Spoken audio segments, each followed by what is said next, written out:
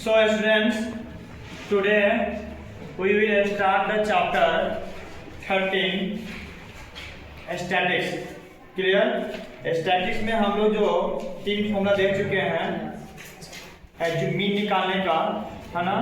कौन कौन सा फॉर्मूला देखा हमने? Step deviation method, assume mean method and direct method. Direct method, assume mean method and step deviation method, ये तीन मेथड हम लोग देख चुके हैं, है ना? तभी हम लोग जो क्वेश्चन को सॉल्व करने वाले हैं, किसे करने वाले हैं? एज्यूम्ड मीन मेथड से, है ना? So let us start how you solve with the help of assumed mean method. In the question given that class interval, this is a class interval. class interval आपका दिया हुआ है ना?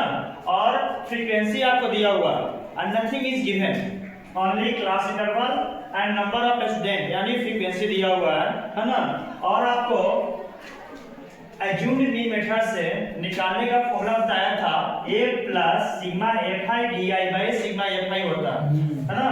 You have to require what? di, है ना? You have to require di, क्योंकि fi is given, यहाँ fi given है, आपको निकालना क्या है? di निकालना है. तो di निकालने का फॉर्मूला जो होता है क्या होता है? xi minus a होता है, xi minus a होता है. इसको हम 1 by 1 हम क्लियर करेंगे, है ना? So don't hesitate, come to the point. Class interval given दिया हुआ, तो सबसे पहले इसमें हम देखेंगे क्लास इंटरवल जो है आपका, इसका डिफरेंस जो है अपर लिमिट 25 में 10 माइनस करेंगे, कितना आया? 15, है ना? तो इस सबका डिफरेंस जो है कि 15 है कि नहीं, पहले हम ये चेक करेंगे, है ना? उसके बाद आगे बढ़ेंगे. अगर नहीं है तो फिर इसको हम पहले सेम करेंगे. क्या करेंगे? सेम करेंगे. तो दोनों जो डिफरेंस जो आता है ना, उसको कहते हैं क्या? एज. क्या कहते हैं? एज. जो कि मैं यहाँ लिख दिया हूँ, क्लास साइज. क्या कहते हैं? Class size. क्या कहते हैं? क्लास साइज कहते हैं. दोनों डिफरेंस करेंगे.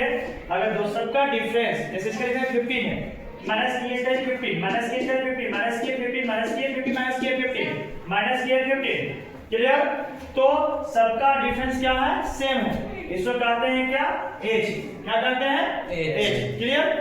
अब आगे आते हैं, नंबर ऑफ स्टूडेंट आपका दिया हुआ है ना?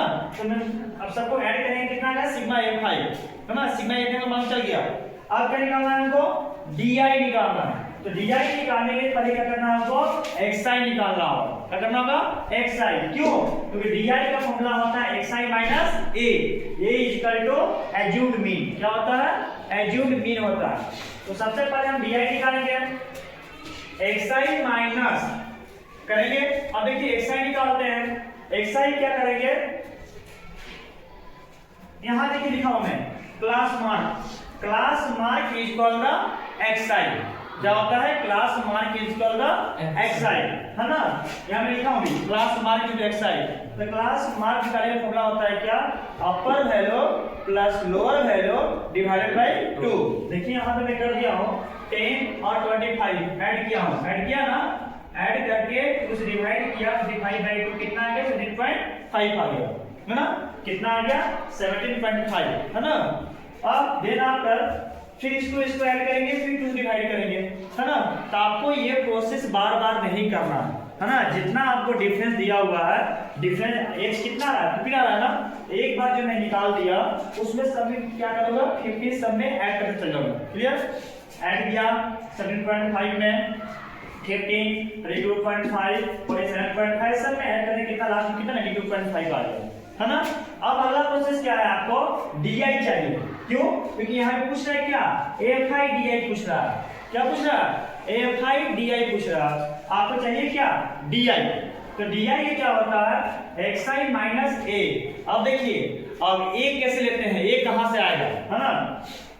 जो मैंने xi निकाला ना, जो xi में निकल के आया, लिसन केयरफुली, xi जो निकल के आया, ये xi में सबसे हम मिडिल खोजते हैं कि एज्यूम्ड मीन हम एक इसको मानेंगे. खोजते हैं किसको? मिडिल में. तो देखिए ऊपर भी 3 है, नीचे भी 3 है. मिडिल में कुछ आ रहा है क्या? नहीं आ रहा है. तो अगर ऊपर में 2 कर दिए अलग और इसको भी 2 कर दिए, तो बीच में क्या? 2 आ रहा है, 47.5, 52.5. तो आप दोनों में से किसी को एज्यूम्ड मीन मान सकते हो, है ना? दोनों में से किसी को भी मान सकते हो. तो इसको मान लिया क्या? एज्यूम मीन, ऊपर वाले को मान लिया क्या एज्यूम मीन, इसको ए मान लिया। अब नेक्स्ट आइए, अब जैसे ही मैंने एज्यूम मीन मान लिया तो DI निकालने का मालूम चल गया फॉर्मूला मुझे xi minus a, xi minus क्या होता है a, d इक्वल टू होता है xi माइनस a, तो DI equal to xi minus a।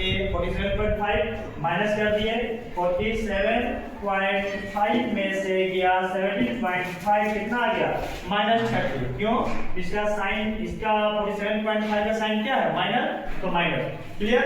अब देखोगे 47.5 में से 47.5 जाएगा क्या आएगा 0, फिर यहाँ क्या आएगा आपका वैल्यू से प्लस में आएगा, क्लियर समझ में।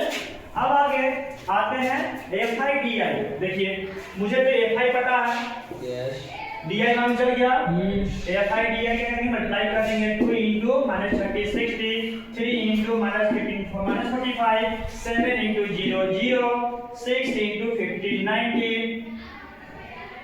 है ना।